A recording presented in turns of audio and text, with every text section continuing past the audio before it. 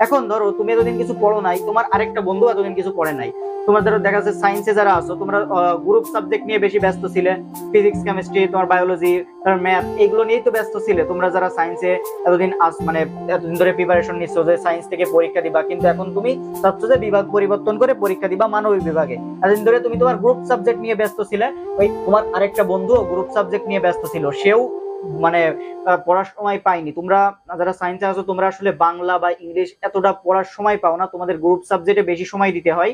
এজন্য সেও কিন্তু মানে অতটা পড়ার সময় পাওনি। তোমরা এতদিন তোমরা হয়তো বা পড়েছো, বাংলা পড়েছো, ইংলিশ পড়েছো, কিন্তু অ্যাডমিশনের জন্য একটু মানে ডিপ ভাবে অ্যানালাইসিস করে করে পড়তে হয়, একটু মানে মানে খুঁটিয়ে খুঁটিয়ে দাগিয়ে দাগিয়ে পড়তে হয়, প্রত্যেকটা পোয়েম অ্যানালাইসিস করে পড়তে হয়। অ্যাডমিশনের জন্য তোমার হচ্ছে সিনোনিম অ্যান্টোনিম পড়তে, এত পড়নি মানে পড়েছো কিন্তু মানে এইচএসসির জন্য এত পড়নি। তোমার আরেকটা বন্ধু মানে এগুলো পড়েনি। তো তুমি এখন থেকে তোমার প্রিপারেশন শুরু